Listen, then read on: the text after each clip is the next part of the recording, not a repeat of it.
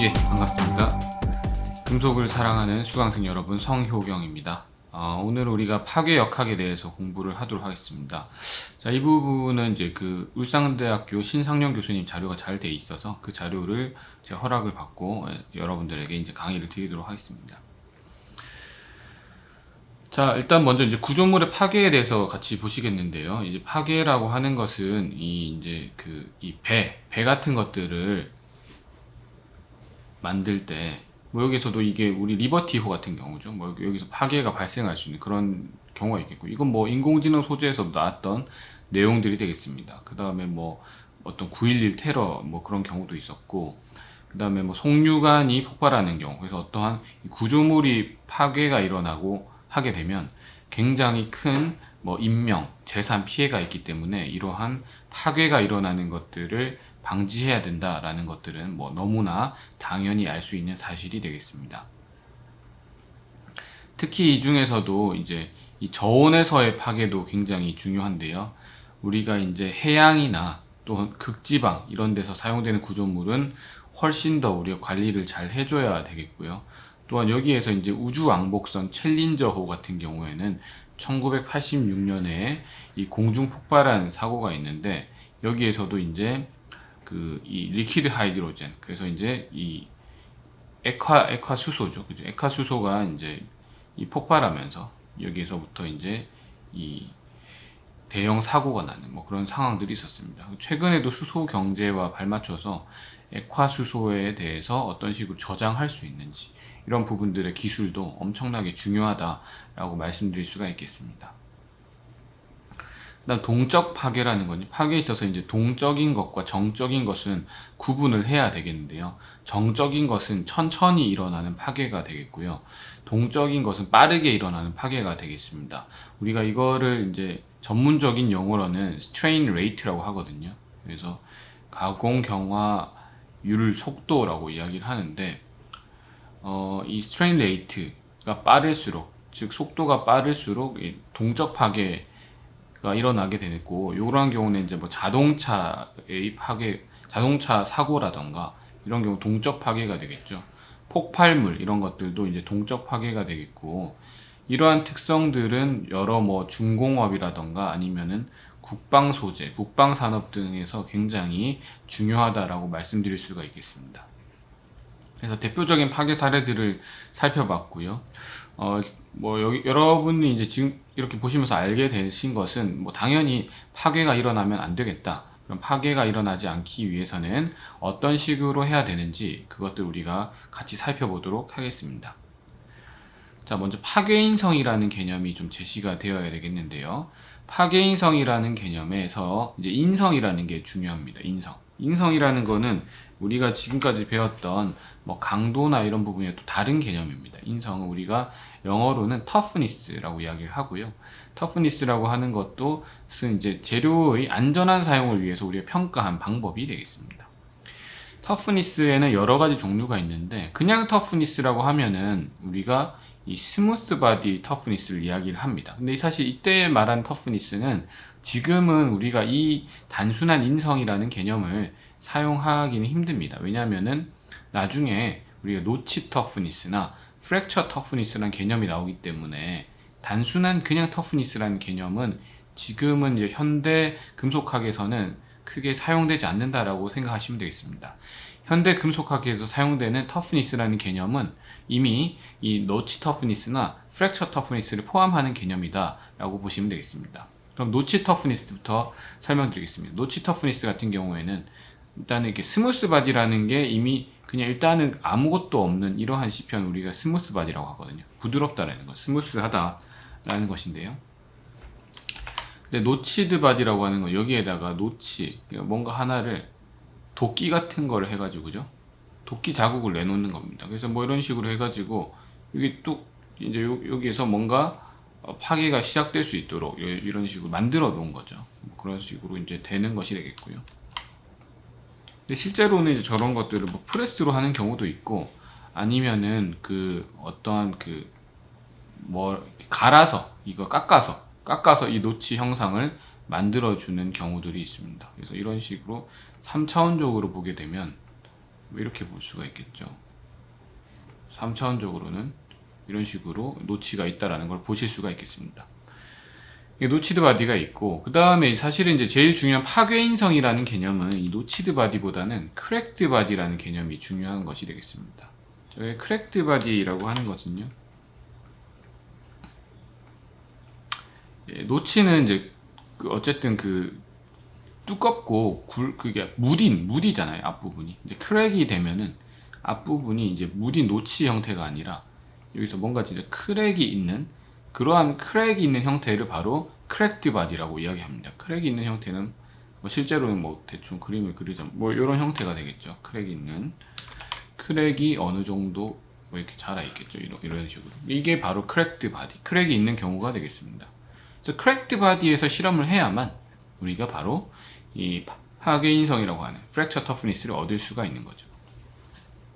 파괴인성이라는 개념에서 중요한 거는 이 균열 생성과 성장이라는 개념이 굉장히 중요합니다. 그래서 생성, 이니시에이션, 다음 성장, growth라고 하는 개념이 둘 다 중요하게 되겠고요. 이 두 가지를 다 포함을 했을 때 우리가 이거를 파괴 역학이다라고 이야기를 하고 있습니다. 일단은 뭐 간단한 개념은 이렇게 되겠고요.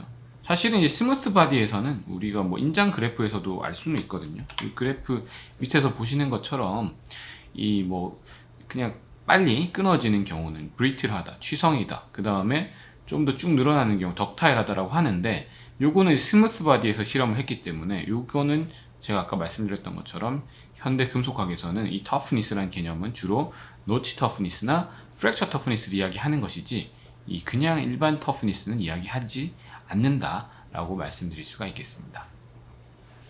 자, 이제 이것들을 어떻게 이제 시험 평가 방법들에 대해서 하나하나 좀 살펴봐야겠죠. 그래서 파괴 특성 시험 방법을 우리가 하나씩 살펴보도록 하겠습니다. 자, 인성을 시험하는 방법은 많이 있습니다. 종류가 많이 있는데요. 제일 쉬운 게 이제 샤피 충격 시험, 그 다음에 뭐 DWTT, 그 다음에 CTOA, Corrective Opening Angle, 그 다음 Corrective Opening Displacement, CTOD, 그 다음에 Fracture Toughness. 이러한 여러 가지 시험 방법들이 있습니다. 여기에서 이 샤피라고 하는 거는 좀 가장 쉬운 방법이 되겠고요. 그 다음 이건 노치를 만들어서 하는 경우가 되겠습니다. 드랍웨이트 테어 테스트는 조금 더 큰 시편이고요. 샤피보다는. 여기서도 노치를 둬서 하고, 그 다음 2, 3, 4, 5번부터는 크랙이 있습니다. 크랙을 만들어 놓는 거죠. 그런 다음에 실험을 하기 때문에 이제 이게 크랙드 바디, 그래서 이제 노치드 바디. 둘 중에 뭐가 더 정확하냐면은 당연히 크랙드 바디가 정확한 파괴 인성 값이 되겠습니다. 그래서 여기에서는 파괴라는 말을 쓰지를 못해요. 그래서 샤피 임팩트 테스트에서 나오는 인성 값은 샤피 충격 인성이라고, 충격 인성. 그 다음에 여기서도 드랍웨이 테일 테스트에서도 이거는 그냥 DWTT 인성이라고 이야기를 하겠죠. 이런 모든 경우에서 스탠다드가 굉장히 중요합니다. 규격이 어떤 것들이 있냐면은 뭐 ASTM 223, 뭐 2436, 208, 그 다음에 뭐 1290 뭐 이런 거 여러 가지가 있거든요. 이 규격에 따라서 여러 가지 우리가 좀 살펴봐야 된다라고 말씀드릴 수 있겠습니다. 먼저 이제 샤르피 충격 시험 보겠습니다. 그래서 샤피 임팩트가 충격이죠. 충격 테스트. 샤르피 충격 시험. 샤르피 충격 시험은 이제 제일 중요한 거는 시편을 봐야 되겠습니다. 시편이 이렇게 생겼죠. 이렇게 여기서 10, 그 다음 10, 요 길이가 55입니다. 그래서 10, 55 정도 되는 게 스탠다드 시편이 되겠고요. 가끔씩은 이제 두께가 10mm가 안 되는 경우가 있으니까 그런 경우에는 뭐 5, 뭐 이렇게 하는 경우도 있는데, 자, 그러면은 그렇게 두께가 다른 경우 10T, 7.5T, 5T 이렇게 하면은 이 각각이 다른 것을 두께에 따라서 보정해서 환산을 할 수가 있는가? 뭐 환산하는 식들도 제시되고 있긴 하지만 사실 그게 피지컬 미닝이 있다고 보기는 어렵습니다. 그래서 이 샤르피 충격 시험은 약간 그런 이 물리적 의미를 뭐 크게 가지는 시험이다라고 보기는 어려운 것 같고요. 그래도 일단 간단하게 우리가 실험들을 할 수 있는 방법이다라고 보시면 되겠습니다. 그러니까 파괴 역학적인 개념은 들어가지 않았다라는 거죠. 샤르피 충격 시험에서.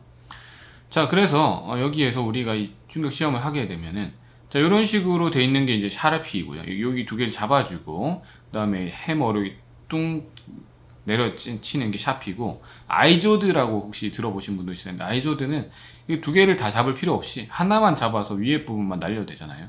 그래서 이런 것들을 아이조드라고 합니다. 자, 여기에서 이제 재밌는 거는 위치 에너지를 활용한다는 건데요.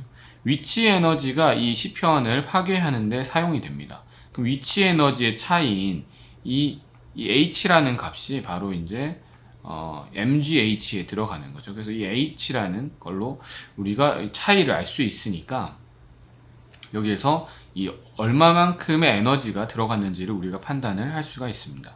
이때 그러면 이 시편이 이 위치 에너지를 흡수했다라고 볼 수 있겠죠. 원래는 여기에서 이만큼까지 끝까지 올라가야 되지만 여기서 여기까지 못 올라가고 여기까지밖에 못 올라갔죠. 그러니까 이제 요만큼이라는 부분은 올라가지 못했으니까 요만큼에 해당하는 그 에너지는 이 시편이 바로 흡수를 했다라는 겁니다. 그래서 시편이 이 에너지를 흡수했기 때문에 이것을 우리가 뭐라고 하냐면 샤르피 충격 흡수 에너지라고 이야기를 하고 있습니다. 그래서 샤르피 absorbed energy, 충격 흡수 에너지. 그래서 흡수라는 게 absorbed죠.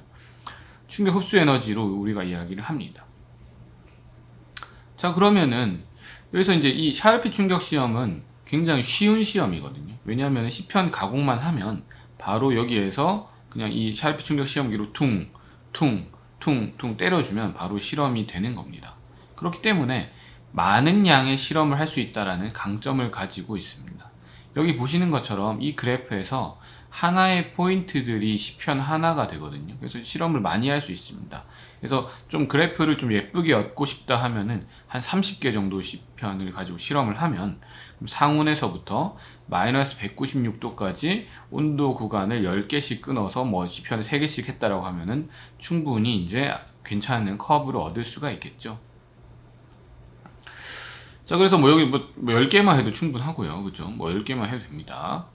자, 그래서 이제 여기에서 보면은 재밌는 사실이 온도별로 실험을 다 할 수 있다라는 거죠. 쉽게 할 수 있습니다. 여러분들이 막 인장 실험이다 그러면은 예를 들자면 온도별로 인장 실험을 다 하는 것이 쉽지가 않거든요. 왜냐하면 뭐 상온에서는 그냥 할 수 있지만 고온에서는 고온 챔버를 써야 되고 저온에서는 또 저온 챔버 써야 되고 하는데 샤르피 충격 시험은 그것을 용이하게 할 수 있도록 이 장치가 다 세팅이 돼 있는 겁니다. 그래서 그 온도에 따라서 실험을 할 수 있도록 쉽게 할 수 있도록 세팅이 되어 있기 때문에 훨씬 더 온도 변화에 따라서 조금 더 이제 능동적으로 실험을 할 수가 있죠. 그럼 어떤 온도든지 실험을 할 수 있기 때문에 여기서 이제 우리가 얻을 수 있는 가장 큰 장점은 보통 이제 소재가 이 상온과 같은 이런 일반적인 온도 또는 높은 온도에서는 이 우수한 인성을 가지지만 터프니스를 가지지만 온도가 떨어지게 되면 저온에서는 이걸 우리가 저온의 인성이니까 저온 인성이라고 이야기하죠. 저온에서는 인성이 낮아지는 경우들이 있습니다.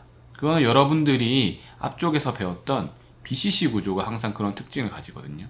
바디 센터드 큐빅. 그래서 뭐 여러분들이 앞쪽에서 뭐 BCC 이런 것들을 배울 때 BCC의 대표적인 게 알파 철이라던가 아니면은 뭐 텅스텐 뭐 이런 것들이 BCC가 되겠는데 BCC를 배울 때 왜 배웠느냐 뭐 FCC 왜 배웠느냐 생각하시겠지만 여기서 중요한 거는 이 BCC를 배웠기 때문에 여러분들이 이제 어떤 애들은 극저온에서 마이너스 196도까지 가면은 거의 바로 그냥 파괴가 발생하더라 라는 것을 알 수가 있죠.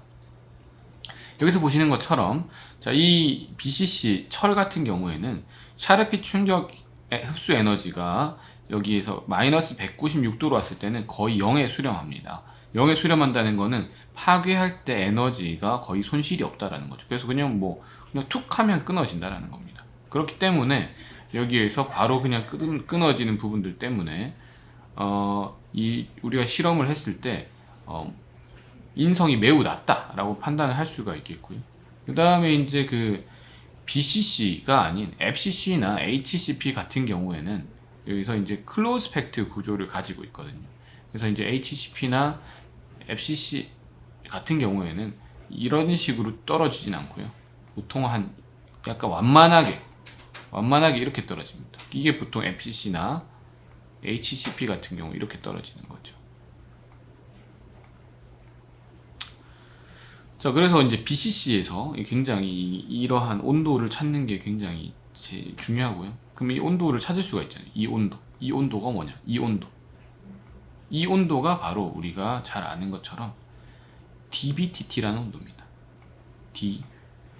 D는 덕타일, to brittle, 덕타일에서 brittle, 연성에서 취성, 천이하죠. transition, 트랜스폼 하는 거죠. transition, temperature. dBTT라는 연성, 취성, 천이 온도를 가집니다. 그렇기 때문에 이 연성, 취성, 천이 온도, 여기에서는 이 온도가 낮으면 낮을수록 훨씬 더 이 저온에서의 인성이 우수하다라고 볼 수가 있겠죠. 예를 들자면 어떤 소재는 dBTT가 만약에 마이너스 뭐 50도다, 어떤 소재는 dBTT가 뭐 마이너스 100도다 라고 하면은 마이너스 50도인 소재보다는 마이너스 100도인 소재가 훨씬 더 저온에서의 인성이 우수하다라고 할 수가 있겠죠. 왜냐하면은 마이너스 100도 되기 전까지는 여기 보시는 것처럼 상온이랑 거의 비슷한 값을 가지는 거잖아요. 100도 이후부터 이렇게 되니까 만약에 dBTT가 마이너스 100도다 그러면은 충분히 뭐 그 이상의 온도에서는 충분히 쓸 수가 있겠죠. 그럼 재밌는 게 이러한 그 샤피 충격 시편에서 파면들을 또 관찰할 수가 있습니다. 맨 왼쪽 위 상단에 보이시는 게 이게 바로 이 상온에서의 샤피 충격 시험편 파면이 되겠는데요. 여기 이런 식으로 이 립 같은 입술처럼 보이는 이 립 형태가 보이는 거 보이시죠? 이거 우리가 이제 시어에 의해서 생겼기 때문에, 전달 능력에 의해서 생기기 때문에 시어 립이라고 합니다. 시어 립. 다 시어 립이죠. 시어 립에 존재한다는 건 무슨 말이냐면은 연성 파괴가 일어났다라는 것이 되겠고요. 이렇게 되다가 마이너스 196도가 가면은 여기는 뭐 어떻습니까? 그냥 뭐 아무것도 없죠. 완전 뭐 그냥 사각형 형태죠. 이건 시어 립이 없습니다. 왜냐하면은 연성 파괴가 아니기 때문이죠. 그래서 바로 그냥 쭉쭉쭉 이런 식으로 파괴가 일어난 케이스가 되겠습니다. 따라서 우리가 이 온도에 따라서 파면을 분석했을 때도 이 상온인지 아니면 극저온인지를 우리가 바로 이제 판단할 수 있다라는 거죠. 이게 이제 샤르피 충격 시편이 되겠는데, 시험이 되겠는데, 여기서 이제 가장 큰 장점들을 잘 설명을 드렸고요. 단점은 뭐냐면요, 시편이 너무 작다는 거예요. 그러니까 시편이 작으니까 어떤 대표성을 띄고 싶을 때 훨씬 더 큰 시편을 만들어야 하는데도 이 시편밖에 못 만드는 거죠. 그래서 시편을 좀 큰 시편을 쓰고 싶다, 나는 이건 너무 작은 것 같다라고 생각을 한다면 DWTT라는 걸 할 수가 있습니다. 그래서 DWTT를 여기 나오는데요. 자, 여기서 이제 그 DWTT라고 하는 것은 위에서 이제 시편을 떨어뜨리는 거죠. 완전 떨어뜨리는 것이고, 해머를 떨어뜨리게 되면 여기에 이제 노치가 있죠. 해머를 위에서 떨어뜨리게 되면은 여기에 닿아가지고 이 파괴가 발생하는 그런 것이 되겠습니다. 그래서 DWTT는 시편이 되게 커다란 경우에 많이 하고요. 사람이 한 요 정도 크기가 되니까 엄청 높은 데서 떨어지는 거죠. 그래서 이 DWTT의 용어는 D는 drop, 떨어진다는 drop. 그 다음에 이 W는 weight죠. 그러니까 무거운 게 떨어진다라는 겁니다. 그래서 그 다음에 떨어져서 이 시편을 어떻게 합니까? 찢어버리잖아요, 그죠? 찢어버리는데 찢어버린다는 거. T는 이제 테스트죠. 이렇게 정리가 되겠습니다. 이게 DWTT가 되겠습니다. 샤피 충격 시험보다 조금 더 커다란 시편일 경우에는 DWTT로 하면 돼요. 여기에서는 주로 이제 라인 파이프 강에서 DWTT를 많이 하고요. 또 이제 마이너스 20도에서 이제 85% 전단 파면율 이런 것들을 보이고 있습니다. 이게 DWTT가 되겠습니다. 그래서 DWTT에서 이제 중요한 것들은 이 부분을 설명드려요. 이 부분 설명이 다시 앞으로 제가 바로 넘어온 이 부분을 설명하도록 하겠습니다. 일단은 이제 중요한 게 파괴 개시와 전파라는 개념이 이제 중요한 건데, 개시는 시작했다라는 거, 전파는 이제 뭐 쭉쭉 뻗어 나간다라는 거죠. 그럼 샤르피 충격 시편에서도 이 단계로 나눌 수가 있습니다. 첫 번째는 우리가 여기 보시면 이 잘 안 보이시겠지만 요렇게 되어 있는 부분이 보이실 겁니다. 그게 바로 이 파괴 개시가 된 부분. 여기서 파괴가 시작된 거죠. 시작된 것이고, 그 다음에 이게 파괴가 전파되다가 끝부분에 가면은 이런 시어 립들, 이런 변형된 부분. 그래서 끝부분에 여기서는 또 여기서도 시어 립 형태로 이렇게 생기는 거죠. 이런 식으로. 이렇게 생기는 것들을 알 수가 있습니다. 일반적인 형태가 이니시에이션이 제일 힘들어요. 그래서 이니시에이션에서의 이 에너지가 거의 전체의 절반 가까이, 절반 넘는 에너지가 이니시에이션에서 나오는 에너지가 되겠고요. 프로파게이션은 그것보다 좀 적고요. 맨 마지막에 뭐 이게 영역은 되게 커 보이지만 시어 데포메이션 할 때는 이 영역이 많지가 않습니다. 영역이 좀 좁은 영역이죠. 그러니까 뭐 에너지가 많이 들지 않는다라는 거. 자, 어떤 경우에는 이 프로파게이션이 거의 바로 그냥 파괴가 바로 발생하는 경우도 있겠죠. 그럼 이니시에이션만 있는 경우도 있어요. 그러면 그 이후에는 프로파게이션은 크게 없는 그런 경우들도 있겠죠. 그래서 파괴 개시와 전파로 구분하는 것이 굉장히 의미가 있다. 되게 중요하다라고 말씀드릴 수가 있겠습니다. DWTT에서도 파괴 개시와 전파로 구분할 수가 있거든요.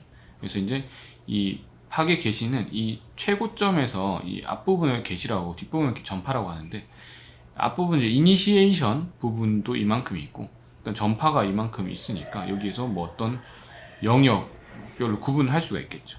근데 아이러니한 거는 이 샤피 같은 경우에는 이 보통 노치 모양이 뭐 이렇게 이건 깎아서 만들거든요. 깎아서 만드는데 DWTT는 너무 시편이 오히려 크다 보니까 여기에서 이제 아까 제가 말씀드렸던 것처럼 어떤 프레스 같은 걸 찍어가지고 노치를 만드는 경우도 있습니다. 프레스를 찍어서 노치를 만드는 경우에는 이 프레스 찍은 노치 부분 당연히 뭉툭한 부분이겠죠. 그래서 여기서는 오히려 파괴가 잘 발생하지 않는 경우들이 있을 수 있고요. 아까 우리가 샤피에서 봤던 것처럼 쉐브론 노치라는 게 있거든요. 쉐브론 노치는 이게 다 깎아서 만들거든요. 깎아서 이런 식으로 깎아서 만들기 때문에 여기서부터 이제 파괴가 이제 발생할 수 있도록 이런 식으로 이제 가기 때문에 이런 것들이 훨씬 더 파괴가 잘 발생하는 시편이 됩니다. 그래서 뭐 사실은 둘 중에 더 우리가 보수적으로 봐야 될 것은 시편을 만들 때는 쉐브론 노치를 만드는 게 좋긴 한데, 쉐브론 노치로 만드는 거를 철강사에서도 원하지 않고, 그렇죠? 왜냐면은 뭐 굳이 깎아서 만들면서 노력은 더 많이 하는데 우리 소재가 더 안 좋은 소재인 것처럼 보이게 되는 거죠. 그러니까 뭐 프레스 노치를 하는 경우들도 굉장히 많이 있습니다. 근데 이런 경우에 어쨌든 간에 어떤 노치 형태를 하든 간에 여기에서 이 노치의 형태에 따라서 영향을 많이 받는다라는 것들을 우리가 이야기할 수가 있겠고요. 뭐 두 케이스 모두 다 해서 어쨌든 DWTT 에너지는 구할 수는 있습니다. 하지만 항상 표시를 해줘야 되겠죠. 어떤 노치로 했는지, 프레스 노치인지 쉐브론 노치인지 항상 표시를 해줘야 되겠습니다. 그래서 이제 뭐 샤르피와 DWTT 같은 것들을 이제 뭐 구분을 할 수가 있겠죠.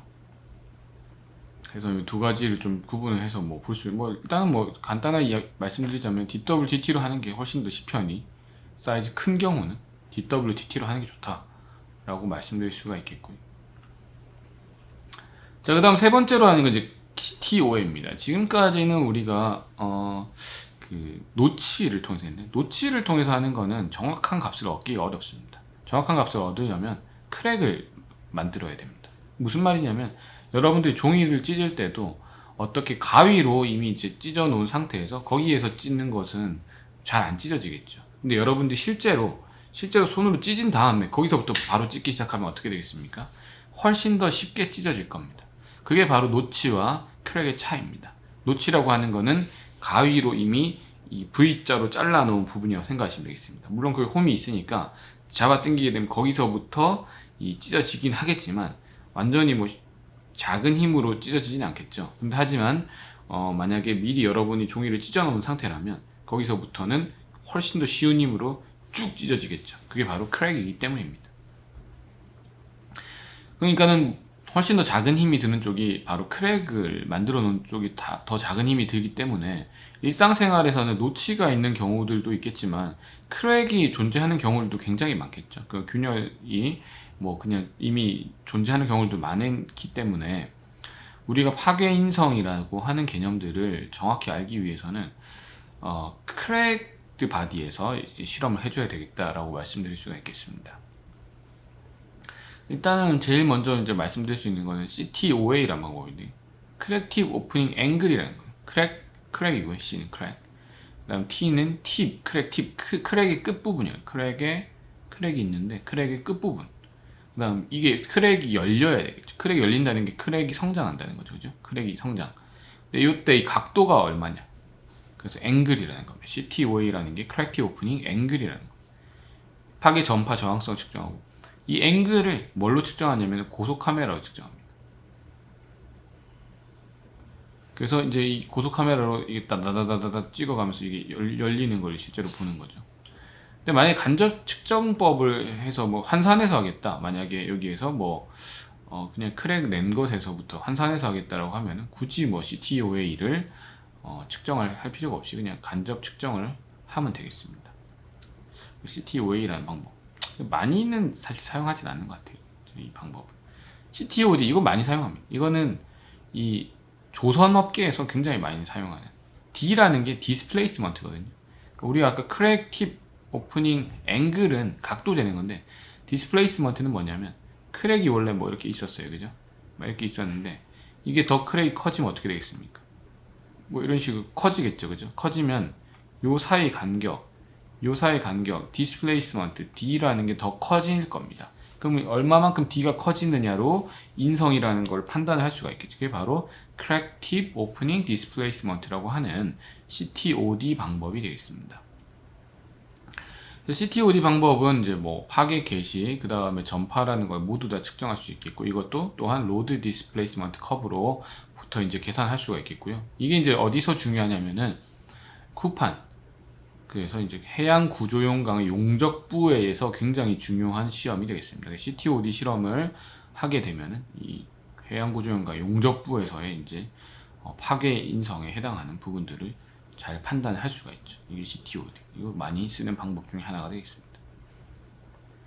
이제 제일 유명한 게 파괴 인성이죠. Fracture Toughness. 다른 값들은 약간은 조금 더 렐러티브한 뭐 그런 경향이 없지 않아 있지만 파괴 인성은 절대적인 값입니다. 그 파괴 인성은 소재마다 정해지는 값이고요.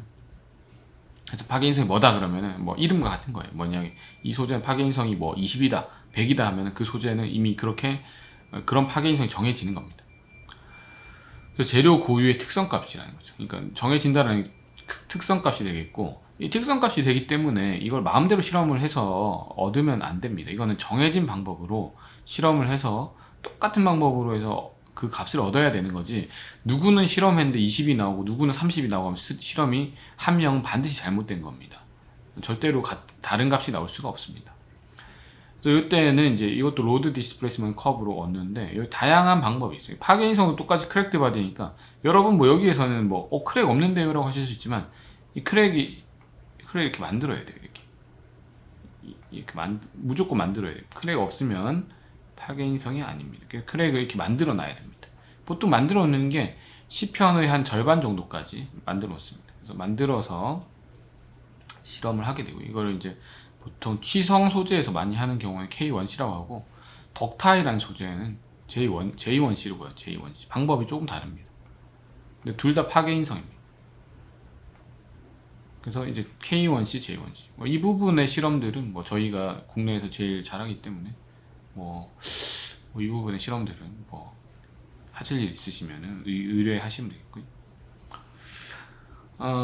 그 다음에 이제 아까 말씀드린 것처럼 이 파괴 인성이라고 하는 건 소재의 특성이라는 거죠.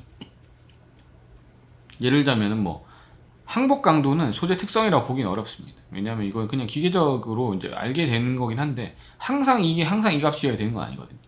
항상 알루미늄 7075 T651은 495MPa 가져야 되지는 않습니다. 다를 수 있습니다. 근데 미세 조직에 따라 다를 수도 있고, K1C는 거의 비슷해야 됩니다. 거의 비슷한 값을 가져야 됩니다. 그다음에 세라믹은 훨씬 더 낮은 값. 그러니까 보통 이제 우리가 금속 소재를 쓰는 이유가 강도가 좋아서라고 사람들이 많이 이야기를 하는데요. 사실 또 다른 측면을 보면은 인성이 우수하기 때문입니다. 여기서 이제 합금강, 얼로이 스틸 같은 경우에는 스틸은 굉장히 높아요. 50에서 80. 스틸을 쓰는 이유는 단순히 이렇게 강도가 높아서이기도 하겠지만 인성이 우수하기 때문에도 스틸을 쓰는 것이다 라고 말씀드릴 수가 있겠습니다. 여기서 이제 이게 중요한 것들이 되겠는데요. 이게 이제 이 C편의 두께가 디펜던트 하다라는 거죠. 그러니까 시편이 예를 들자면 파괴인성 시험을 할 때는 시편이 얇으면 실험이 안 될 수가 있습니다. 그러니까 실험이 뭐 불가능하다는 건 아니고요. 실험은 가능합니다. 그러니까 저도 이번에 이게 특허를 하나 출원했거든요. 특허 등록이 됐어요, 이번에. 특허 오늘 따끈따끈하게 오늘 등록 통지를 받았는데, 그게 뭐냐면은 얇은 판에서 파괴인성 실험을 하는 그런 장치를 저희가 특허를 가지고 있습니다. 그래서 그런 것도 가능한데 문제는 뭐냐면 우리가 얻어야 되는 값은 이 K1C라는 값을 얻어야 돼요. 근데 K1C라는 값이 두께에 따라서 변하는 값입니다. 그러니까 두께가 만약에 두꺼우면은 K1C가 높게 나오고요. 두께가 얇으면요, 그 K1C가 높게 나오고요. 두께가 두꺼우면 어느 순간 이후부터는 거의 이렇게 세츄레이션 되는 비슷한 값이 나옵니다. 그래서 어느 스레숄드를 넘어가야 돼요. 어떤 그 두께보다 무조건 두꺼워야 되는 것이 있는데, 그 공식이 바로 B가 2.5에 그다음 K1C에다가 시그마 Y를 나눈 값에다 루트 C, 이것보다는 커야 된다라는 게 바로 이 두께 조건이 되겠습니다. 이게 이제 파괴인성에서 시편의 중요한 요건들 중에 하나가 되겠습니다. 자, 그러면은 다음 페이지로 가서요. 천이온도 영역, 파괴인성. 천이온도 영역이라는 거 아까 우리가 봤던 것처럼 천이온도 영역이죠, 이게. 샤피에서 봤죠. 여기 천이온도 영역. 천이온도 영역이 이제 덕타일과 브리트를 구분하는 이 온도 영역에서의 파괴인성도 구할 수가 있다라는 것이 되겠습니다. 계산하면 구할 수가 있고요. 그다음에 JC라는 개념 뭐냐면 KJ1C, 사실 실제로 KJ1C인데 KJ1C라고 하는데, 이제 K라고 하는 값은 그 취성인 소재에서만 유효하거든요. 이게 이제 연성인 소재에서도 유효하게 하려면은 J라는 개념이 들어가야 됩니다. 그래서 이제 KJ1C로 이렇게 치환해서 사용을 할 수가 있겠죠. 그래서 뭐 지금까지는 보통 이제 K1C만 갖고도 충분히 이제 다 됐는데, 최근에 이제 개발된 뭐 고만간강이라던가 아니면 하이 엔트로피 얼로 이런 쪽은 다 이제 그 굉장히 인성이 우수하거든요.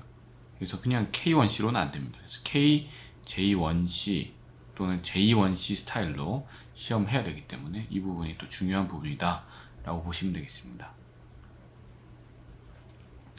KJ1C 값들을 이제 활용을 할 수가 있겠고요.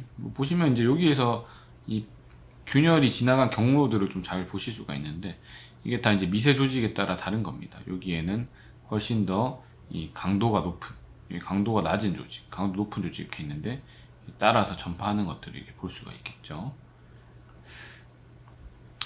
그 다음에 이러한 그 파괴 특성이라고 하는 거는 다양한 소재에서 일단은 해볼 수가 있습니다. 그 중에 예를 하나 들어볼까요? 첫 번째는 이제 단상역, 이상역 아변제의 파괴 특성 보시도록 하겠습니다. 먼저 일단은 보시면은, 일단 소재를 처음에 우리가 그 소성 가공, 아변하기 전에 어떤 이 인곳 상태를 만들어 줬잖아요. 그죠? 여기에서 얘를 인곳을 리히팅을 해야 됩니다. 다시 재가열해야 되겠죠. 재가열해서 전부 다 미세 조직을 풀리 오스나이트로 만들어주는 겁니다. 우리가 컴퓨터로 치면은 포맷하는 거랑 같은 겁니다. 그래서 모든 데이터들을 다 포맷해서 새로운 프로그램을 깔기 위해서, 여기에 있는 프로그램들은 이제 뭐 마르텐사이트라는 프로그램도 있고, 그 다음에 뭐 페라이트라고 하는 프로그램도 있는 거죠. 그래서 그런 거 다 깔기 위해 포맷하는 것입니다. 그래서 모든 미세 조직을 오세나이트로 만들어주는 게 바로 이 리히팅 템퍼러처에서 일어나는 일이 되겠습니다. 여기에서 일단은 이 오세나이트 리크리스탈라이제이션 리즌이라고 되어 있는데, 이 리크리스탈라이제이션은 재결정입니다. 재결정 온도에서 아변을 하게 되면 오세나이트 그레인이 이렇게 큰 게 있는데, 아변을 하면은 작아지는데, 작아진 것이 다시 재결정을 하기 때문에 모양이 원래 모양처럼 똑같이 작은 것들의 모양, 이런 식으로 그대로 남아있다라는 거죠. 모양을 그대로 유지한다라는 겁니다. 이게 바로 재결정 구간에서의 이 아변을 하면 이런 현상이 생기게 되겠고요. 어떤 온도 영역 이하로 내려가게 되면은 미재결정 영역 (Non-recrystallization region)으로 내려갑니다.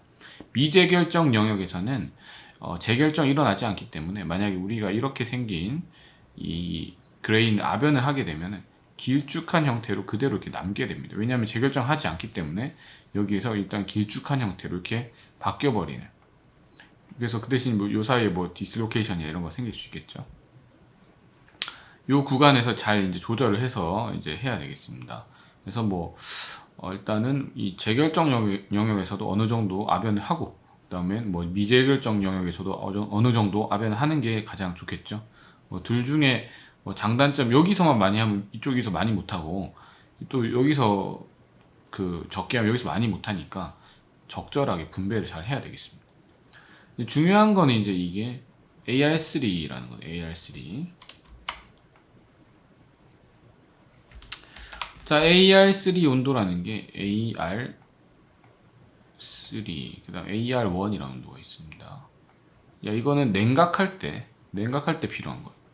히팅할 때는 AR이 아니라 똑같은 거라도 AC라는 거예요. AC라는 걸 씁니다. 냉각할 때 AR3 온도 이상은 항상 감마 페이즈. 철강의 경우 항상 감마 FCC 오세나이트만 가지고 있습니다. 그 다음에 AR1 요거 이하는 항상 알파 페이즈. 알파가 너무 거대하게 쓰여졌는데 알파 페이즈, 이건 BCC 요것만 존재합니다. 요 사이는 뭐죠? 이상형. 그래서 아까 우리가 이상형이라는 두 개가 다 존재한다. 알파와 감마가 다 존재한다라는 겁니다. 그럼 베타는 왜 없나요? 이렇게 질문할 수 있는데, 베타는 옛날에 사람들이 있는 줄 알았어요. 그 베타라는 거를 이 정의를 했었는데, 알고 봤더니 그 베타라고 정의됐던 것이 이상역의 어떤 거였거든요. 그러니까 이게 원래는 우리가 이상역을 베타라고 정의했던 거죠. 그래서 알파, 베타, 감마로 정의했던 거죠. 그래서 이제 이게 이상형이라는 걸 밝혀지고 나서 베타는 없어졌습니다. 그래서 알파랑 감마만 남아 있습니다. 그래서 AR3랑 온도 중요한 온도죠. AR3 온도 위는 무조건 감마, 밑은 알파, 감마 두 개 다 있는 거죠. 그래서 여기 적혀 있죠. Two phase austenite ferrite region. 그래서 두 개 다 있는 영역. AR1은 위쪽은 이상형, 아래쪽은 단상형, ferrite만 있는 겁니다. 그래서 여기에서 이 표시 있잖아요. 이렇게 지그재그 이 표시. 이건 아변했다라는 표시거든요. 이게 실제로 우리가 이 타임 템퍼러처 커브를 얻어보게 되면 아변한 영역에서는 이런 식 지그재그 이렇게 볼 수가 있어요. 실제로 이런 게 좀 있습니다. 이런 것들 좀 있는 것들을 알 수가 있겠고요. 여기서 어떤 영역에서 이제 갑자기 이제 캔칭을 쭉 들어가게 되면은 캔칭을 쭉 하겠죠. 캔칭을 쭉 하게 되면은 우리가 원하는 미세 조직들을 만들 수가 있습니다. 그래서 이거를 어디에서 시작할 거냐? 스타트 쿨링 템퍼러처. 어디서 시작할 거냐? 그래서 이거를 단상역에서 아변하고 바로 내릴 거냐? 아니면은 이상역에서도 아변하고 내릴 거냐? 이런 판단을 해볼 수가 있겠죠. 그래서 온도를 그럼 어디까지 내릴 거냐? 400까지 내릴 거냐? 아니면은 500까지 내릴 거냐, 600까지 내릴 거냐, 이런 부분들을 볼 수가 있겠습니다. 여기에서 이렇게 소재를 만들고 나서 파괴 특성이 어떻게 되는지를 보는 것이 의미가 있겠죠. 미세 조직 보시게 되면요, 단상역 아변제. 단상역은 이제 여기에서 보시는 것처럼 여기에서 단상역에서 바로 이제 냉각한 것이 되겠습니다. 그 다음 이상역은 여기까지 내려온 다음 냉각한 것이 되겠는데, 단상역은 주로 이 AF라고 하는 이게 미세한 애들. 그냥 모르셔도 되고요. 이거 다 어떻게 알겠습니까, 이거. 미세한 애들, 그죠? 단상역. 위쪽에 있는 애들이 단상역이에요. 위쪽에 있는 애들. 그 다음에 아래쪽에 있는 애들 이상역. 이상역은 약간 조금 더, 시꺼먼 애도 있고, 하얀 애도 있고, 그렇죠? 조직이 다르다라는 거. 그래서 이게 우리가 미세 조직을 어떤 온도에서 캔칭을 시작하느냐, 캔칭을 종료하느냐에 따라서 미세 조직이 달라진다. 미세 조직이 다르기 때문에 이걸 가지고 우리가 파괴인성 같은 것들을 볼 때도 또는 뭐 충격 인성 여러 가지 기회적 특성을 볼 때 다를 것이다라고 판단을 할 수가 있습니다. 자, 먼저 차피 충격 에너지 보겠습니다. 그래서 단상역 보니까 이 잘 미세한 이런 애들이 많죠. 미세한 애들이 많으면 좋거든요. 이상역 같은 경우에는 이게 큰 애들도 있잖아요. 그죠? 큰 조대한 애들. 조대하다니 크다는 말이에요. 여기 보시면 엄청 큰 애들 있죠. 여긴 다 작죠. 그래서 우리가 작으면 작을수록 좋습니다. 그래서 여기 우리 같이 비교해 봤을 때 여기는 각각의 이제 DBTT로 제가 대충 끄어보면 요쯤에 있다라고 하면 여기는 어디 있습니까? 한 이쯤에 있죠. 중간 정도가 대충. 그래서 보면은 이만큼씩 다 더 높죠. 그죠? 그래서 단상역이 이상역보다 천이 온도가 더 낮으니까 저온인성이 더 우수하다. 우수한 저온인성. 낮을수록 우수한 거죠. 그죠? 그래서 얘들이 더 우수한 저온인성을 가진 애들이다. 라는 것을 이 그래프를 통해서 분석할 수 있습니다. 벽계 균열. 벽계라고 하는 클리비지라고 하거든요. 그래서 이거는 저온에서 일어나는 파괴인데 저온 파괴는 이 BCC가 있으면 이 큐빅 있잖아요. 요러한 면들을 따라갑니다. 요러한 면들을. 이 면들을 우리가 뭐 100이라고 하는데 요 면들 따라가거든요. 그러니까 면들을 따라가니까 그 방향이 따라가는 게 원자들이 놓여 있는 거랑 관련이 있다라는 겁니다.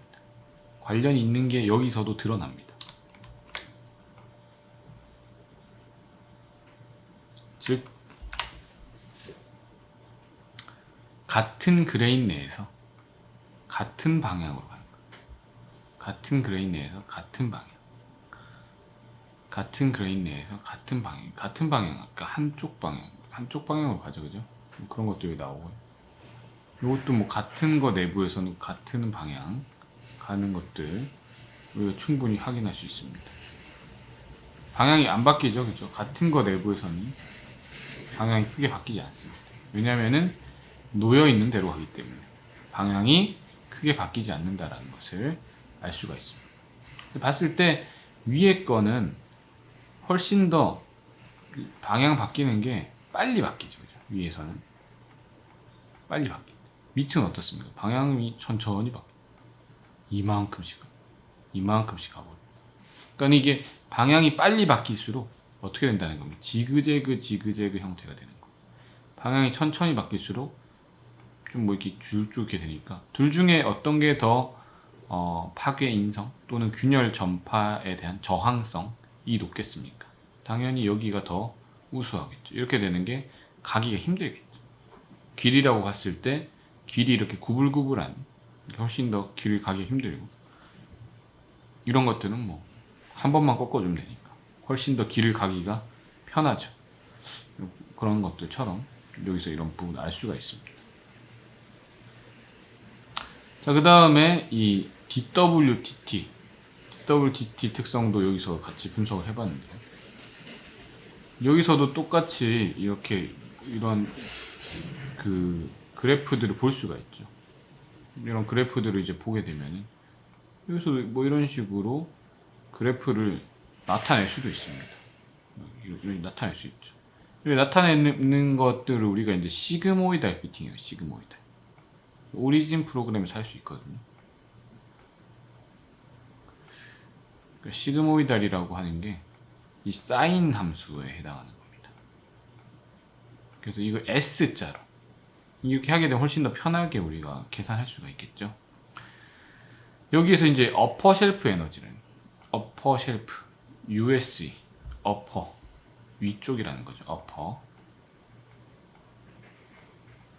그 다음에 S는 쉘프 선반이라는 겁니다. 어떤 게 판판한 부분인 어퍼 쉘프. 그 다음 E는 에너지겠죠. 에너지는 뭐 그래서 어퍼 쉘프 에너지라는 건데 자, 만약 이렇게 돼 있으면 여기에 평평하잖아요. 그죠? 요 위쪽이 요 그림에서 그래서 요 평평한 부분에 요때의 에너지를 우리가 USE라고 하는 거. 어퍼 쉘프 에너지를. 여기도 평평하잖아요. 그죠? 여기에 에너지를 우리가 여기를 로어 쉘프 에너지라고. 근데 로어 쉘프 에너지는 큰 의미가 없어요. 왜냐하면 거의 0에 가깝거든요. 보통. 로어 쉘프 에너지는 의미 없고 어퍼 쉘프 에너지는 의미가 있습니다. 어퍼 쉘프 에너지가 의미하는 게 바로 이 상온에서의 인성을 의미하거든요. 그래서 어퍼 쉘프 에너지가 높다라고 하는 USE가 높다라고 하는 거는 이 상온에서의 그 인성이 높다라는 거. 그 다음에 저온에서 우리가 하려면 DBTT를 봐야죠. 그래서 일단 우리가 좋은 소재다. 상온에선 USE가 높아야 될 것이고. 그럼 극저온 DBTT는 낮아야. 그럼 이런 소재가 뭐 상온 인성, 그 다음에 극저온 인성도 모두 우수한 소재라는 것을 알 수가 있습니다. USE, DBTT 이런 부분도 볼 수 있겠고, 여기서 똑같이 이제 단상역 압연제가 훨씬 더 이 USE도 우수하더라. 더 좋죠, 그죠? 더 높죠. 여기가 높죠. 그래서 뭐 전반적으로 이런 결과로부터 말씀드리자면은 미세하고 이런 구조를 가질수록 인성이 훨씬 우수합니다. 왜냐하면은 미세한 구조를 가질수록 이 같은 데서 전파를 할 때 계속 구불구불하게 지그재그 형태로 전파하기 때문이죠. 크랙이 전파할 때. 근데 미세하지 않고 커다란 것들은 쭉쭉 이렇게 길쭉길쭉하게 가기 때문에 이런 것들은 인성에 유리하지 않다. 인성이 우수하지 않다라고 말씀드릴 수가 있겠습니다. DWTT 화면도 같이 이제 보시겠습니다. 화면 보시면 여기 이제 시어 립 같은 거 보이시죠? 크랙 이니시에이션 여기서 된 겁니다. 여기서 쭉 나간 거죠. 다 시어 립이죠. 엄청난 시어 립 보이죠? 크랙 이니시에이션 여기서부터 이렇게 전파한 거죠. 그런 것들을 다 볼 수가 있죠. 여기서.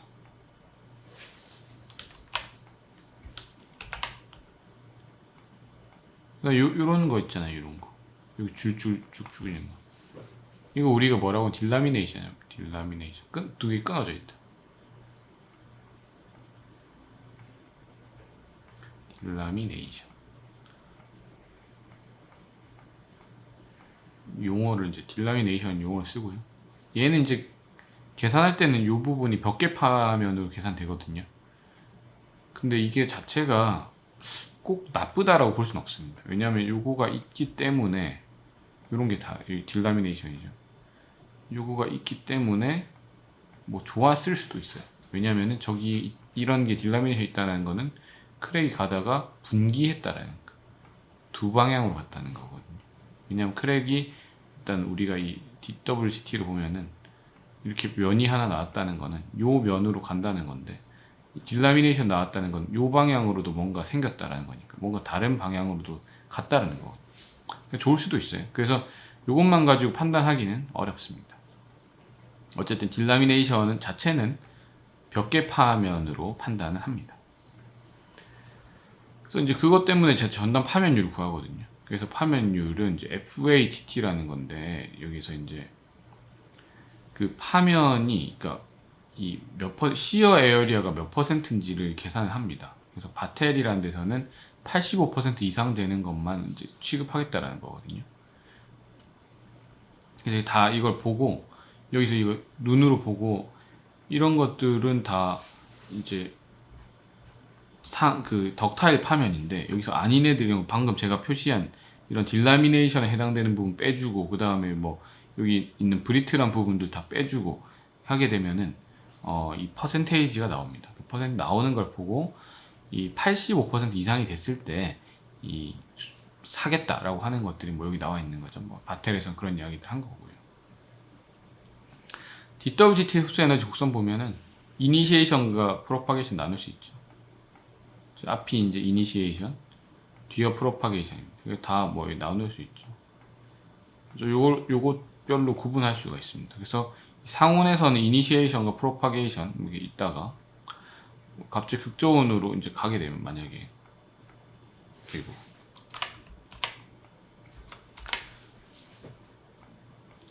뭐 이니시에 비슷한 것 같다가 마이너스 40도까지는 뭐 갔다가 비슷한데 이니시에이션 비슷한데 프로파게이션 좀 줄었죠. 마이너스 40도에서 프로파게이션이 좀 줄어든 걸 확인할 수가 있고요.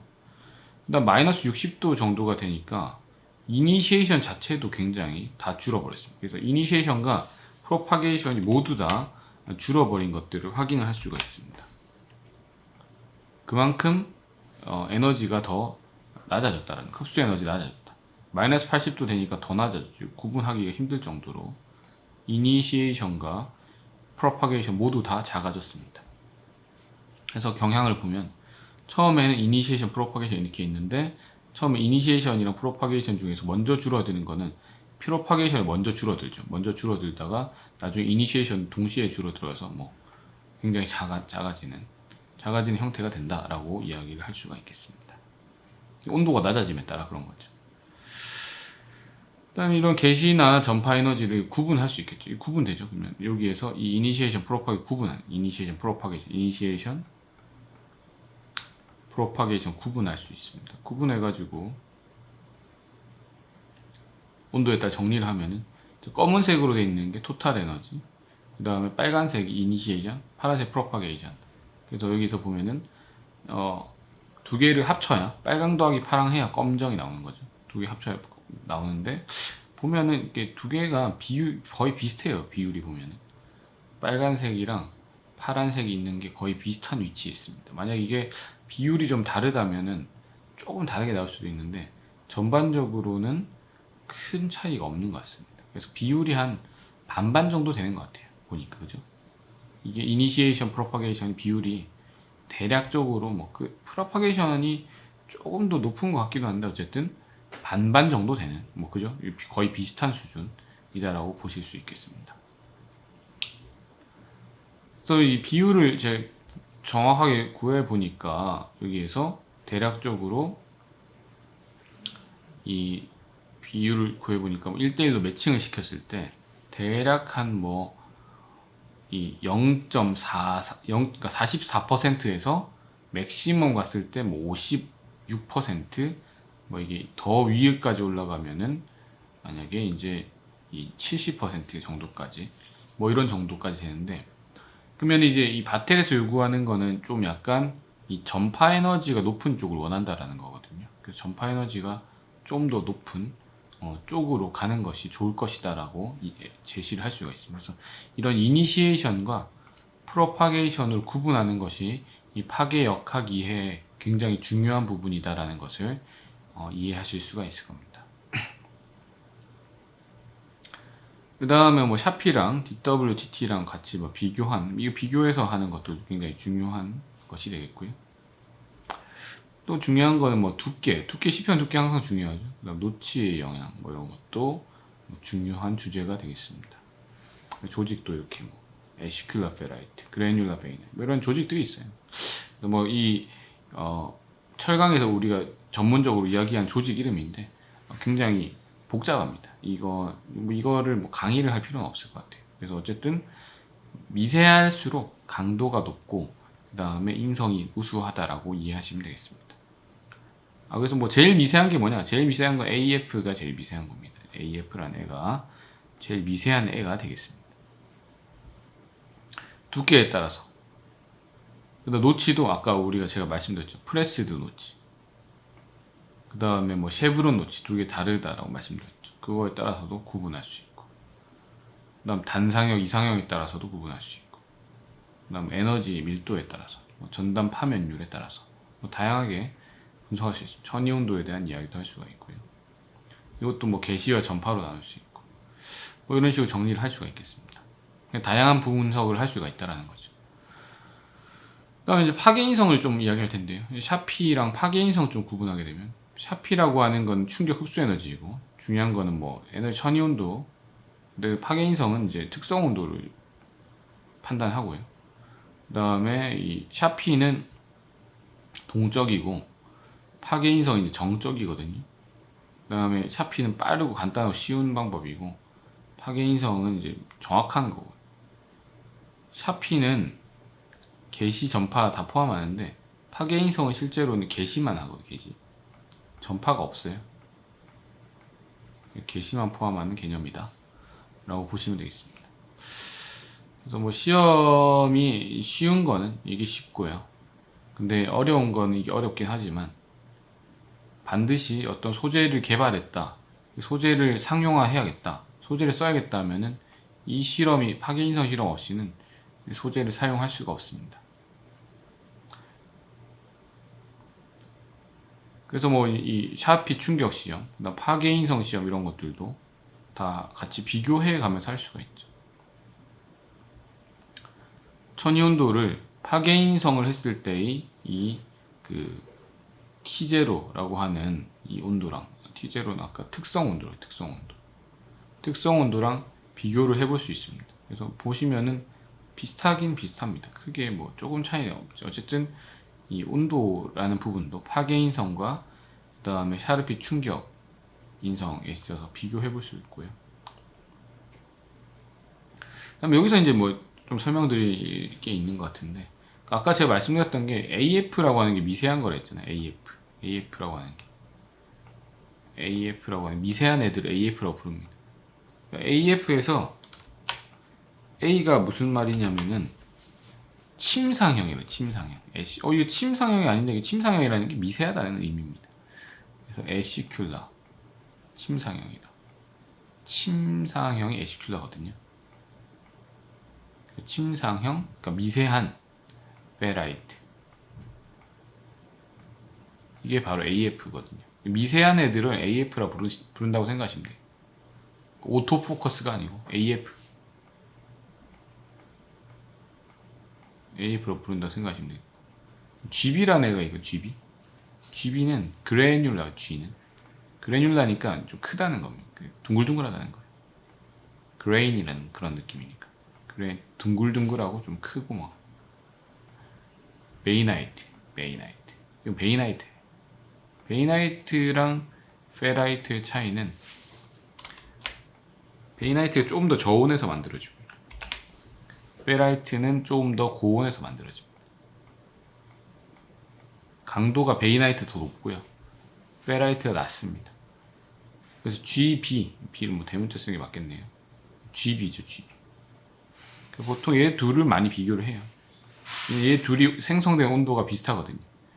그러니까 얘는 페라이트 중에서는 얘는 온도 낮은 애. 그러니까 원래는 이런 거거든요. 원래는 온도가 페라이트 생성된 온도가 있고 베이나이트 생성된 온도가 있습니다. 온도가 달라요. 더 밑은 마르텐사이트죠. 그런데 여기서 AF라는 놈은 여기서 또 제일 밑에 쪽에 있는 애가 AF고요. GB라는 애는 여기서도 제일 위쪽에 있는 애가 GB예요. 그래서 두 개의 영역이 겹치면 약간 혼재되어 있어요. 그래서 AF랑 GB랑 이 영역이 좀 혼재되어 있기 때문에 두 개를 많이 비교를 합니다. 두 개 중에서 뭘 많이 만들고 싶냐? 당연히 AF죠. 미세하잖아요. 미세한 걸 많이 만들어야 됩니다. 조대한 거는 많이 만들면 안 됩니다. 미세한 것들을 많이 만들어야 된다. 그래서 뭐 앞에서도 우리가 설명했던 게 파괴인성 높이겠다. 그레인 사이즈 줄이자라는 거죠. 계속 설명했던 내용들이 뭐가 되겠습니까? 여기에서 이 뭐 AF 이런 것들이 여기 AF 있죠. 여기도 여기 미세한 애들, 여기도 AF 미세한 애들이 많아야 된다. 그래야 파괴인성이 높아지. 왜 그렇습니까? 미세한 애들이 많아야 전파할 때 지그재그로 가죠. 커다란 애들이 많으면 어떻게 한다고요? 쭉 가버리면 이게 훨씬 더 우수하죠. 왼쪽에 있는 케이스. 그래서 어떻게 만들든 간에 이 AF를 많이 만들 수 있도록 노력을 해야 된다라는 것이 되겠습니다. 역파면 현상은 DWGT에서 재미있게 나타나는 현상인데요. DWGT에서 쉐브론 노치, 프레스드 노치를 하는 경우에 발생합니다. PN, 프레스 노치 하는 경우. 자, 프레스 노치를 했어요. 그럼 여기에서부터 만약에 이제 파괴가 쭉 발생해야 되는데 요 프레스드 노치 자체가 워낙에 이 무딘 노치가 뭉툭한 노치니까 여기에서 이게 가야 되는데 그거를 이 소재 자체가 워낙에 터프하다 보니까 인성이 높다 보니까 그거로만 해서는 버티지 못하고 뒤쪽에서부터 그러니까 뒤쪽에서 무슨 말이냐면은 이게 이렇게 되는 거죠. 때리잖아요 여기를. 무슨 말이냐면은 DWTT라는 게 자, 이렇게 노치 조금 있고 이걸 뒤집어 해야겠네. 실제 생긴 게 이렇게 생겼죠. 시편 되게 큽니다. 그래서 노치 조금 있고 시편 이렇게 있어요. 엄청 위에서 여기서부터 해머가 둥 떨어지는 겁니다. 여기까지 툭 떨어지는 거. 그러면 떨어지니까 얘가 이제 이런 식으로 파괴가 발생해서 파괴 발생하겠죠. 이런 식으로 이게 이렇게 바뀌겠죠. 파괴 발생할 텐데 근데 이쪽이 여기서 해머가 떨어져가지고 이쪽 뒷부분이 맞잖아요. 뒷부분이 이렇게 맞는데 그러면은 원래는 그렇다 하더라도 이 균열이 여기서부터 이렇게 계속 끝까지 가야 되거든요. 끝까지. 근데 이게 너무 이게 그 소재 자체가 좋은 소재다라고 하면은 그래서 가공 경화가 발생해요. 가공 경화. 가공 경화가 잘 발생해 버리니까 뒤에서부터 일단은 균열이 시작되는 경우가 존재하는 겁니다. 그게 이제 뒤에서부터 존재한다. 그래서 역파면 현상이다라고 이야기를 할 수 있습니다. 역파면에서 해결하는 방법은요. 쉐브론 노치 쓰면 됩니다. 쉐브론 노치로 하면은 프레스 노치이기 때문에 발생하는 현상이에요. 그래서 뭐 이거를 해결하기 위해서는 쉐브론 노치로 가는 게 맞습니다. 그래서 뭐 역파면을 최소화하기 위해서 여러 가지 왜냐면 역파면은 벽계 파면을 하니까 아까 우리 바텔에서 85% 이상 시어 어피어런스 해야 된다 그랬잖아요. 85%. 그러니까 85% 이상이 이 연성 파면이어야 돼요. 근데 역파면은 벽계 파면이 돼버리거든요. 그러면은 85%를 만족 못하는 거죠. 못 파는 겁니다. 그게 문제가 된다라는 거죠. 제가 다음 페이지로 넘어가면요. 그래서 뭐 역파면이 발생하는 원인들이 이렇게 쉐브론 노치 주면 된다라는 거고요. 원인들, 그러니까 뒤에 뒷부분에 다른 시편 끼워서 넣고 하기도 하는데 그거는 미봉책이죠 사실은. 그래서 샤피에서도 이렇게 해머에 맞으어서 나타날 수도 있다라는 것이고요. 역파면에 영향을 주는 게 백슬롯을 이렇게 집어 넣느냐 이런 것들. 그다음 프리스트레인 가공 경화 지수 이런 부분들이 좀 더 필요하다. 이런 것들이 되겠습니다. 자, 그다음에 이제 파괴 개시가 이제 탄소성이라는 게 탄성, 일라스틱, 소성, 플라스틱, 벽계 파괴, 클리비지, 프랙처, 터프니스. 그래서 여기서 이제 이거는 X라고 하는 게 크리티컬 디스턴스. 얘가 있고 그다음 얘로 파괴가 돼요. 요 사이의 거리. 얘에서 요까지 가는데 거리가 굉장히 중요합니다. 요 거리를 가지고 측정을 해가지고 KJ1C 이런 걸로 이제 할 수가 있는데 이게 위키스트 링크 시오리예요. 이거 여러분 잘 아실 텐데 강강수월래를 하거나 이런 거에 손을 잡고 여러분들이 아니면 꼬리 잡기 놀이 이런 거 한다 치면은 위키스트 링크 제일 약한 고리가 먼저 끊어지죠. 그죠? 자연 현상에서도 같습니다. 가장 낮은 게 먼저 인성이 가장 낮은 게 먼저 파괴가 일어나는 그게 바로 위키스트 링크 가장 약한 게 먼저 끊어진다라는 것이 되겠습니다. 그래서 파괴 개시점이 될 수 있는 것들은 가장 약한 또는 가장 취성인 이런 애들이 가장 먼저 깨지죠. 보통 이제 마르텐 사이트나 2차상 이런 애들이 취성이기 때문에 먼저 파괴가 발생합니다. 그래서 마르텐 사이트에서 파괴 발생하는 거 보셨고요. 인성이 취약한 마르텐 사이트 줄여야 돼요. 마르텐 사이트 많으면 마르텐 사이트에서 깨진다. 그래서 이런 것들은 각도 다 측정해봤죠. 그래서 이 에시큘라 페라이트 AF처럼 미세한 게 좋다라는 거고요. 아까 보여드렸던 그림이고. 그래서 이거 그레인 사이즈를 잴 수가 있어요. 그래서 이거 보면은 T4, T5, T6 이렇게 있는데 이게 보시면 세 개를 봤을 때 이게 제일 작아 보이죠. 작다라고 그냥 작다라고 말하면 안 되니까 실제로 측정을 하면 결정립 사이즈 측정하면 3.9고 나머지 5.3이 작은 게 훨씬 더 좋더라라고 이야기를 할 수가 있습니다. 그 다음에 용접 열 영향, 해즈도 굉장히 중요한 부분도 있고 해즈의 인성을 향상시키기 위해서는 산화물 집어넣어서 이것도 똑같이 AF 만들어주는 겁니다. AF를 얼마나 잘 만들어주느냐, AF를 만들어주자라는 거죠. 여기서도 산화물 주변에 AF를 만들어주자.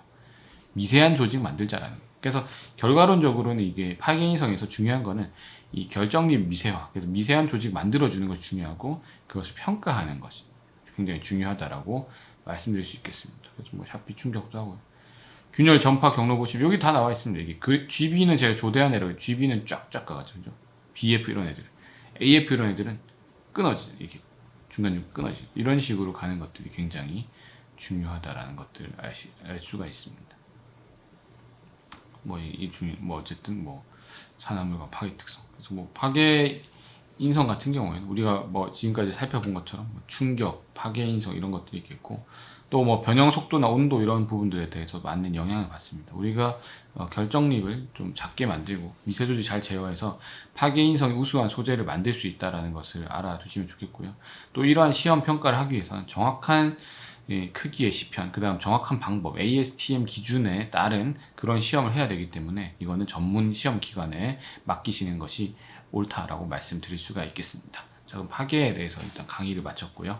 다음 시간 마지막으로 뭐 FEC 페이지 다이아그램 좀 설명한 다음에 올해의 이번 학기의 강의를 마치도록 하겠습니다.